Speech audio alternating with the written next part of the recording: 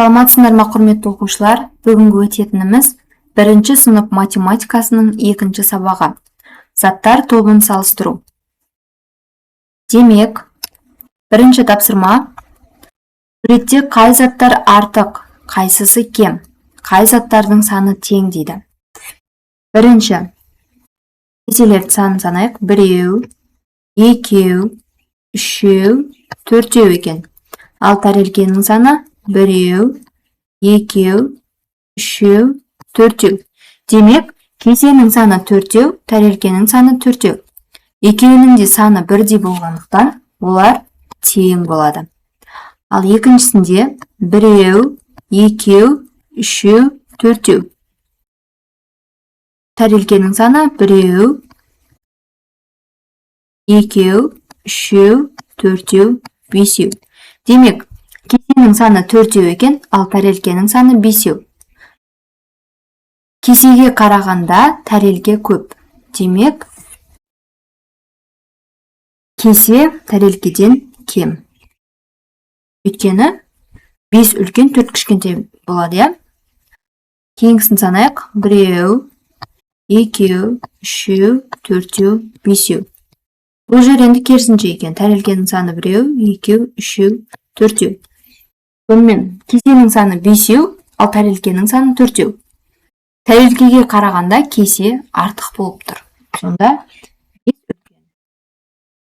ал кейінгісінде кесе 1 екен, ал тәрелке 2. 1 2-ге тең емес.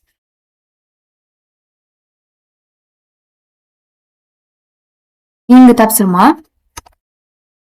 Заттардың санын салыстыр дейді. Сол жағындағы қызыл алманың саны 1, 2, 3, 4, 5. Қызыл алманың саны жалпы 5 екен. Ал жасыл алманың саны 1, 2, 3. Бізде демек қызыл алма көп болады, өйткені ол 5. Кейінгісінде алмұрттарды санаймыз. 1, 2, 3, 4, 5, 6, 7. Сол жағы 7 екен. Ал оң жағы 1, 2, 3, 4, 5, 6 және 7. Сары алмұрттардың саны 7, жасыл алмұрттардың саны 7. Демек, екі сан бірдей болғандықтан олар тең болады. Ал үшіншісінде 1, 2, 3, 4, 5 екен. Ал оң жақ бөлігінде 1, 2, 3, 4, 5, 6, 7 екен. Демек, бұл жақта 7. Бізде 5 үлкен бе, әлде 7 ме? Әрине 7 үлкен болады. Осылай дәптерлеріңе жазып алсаңдар.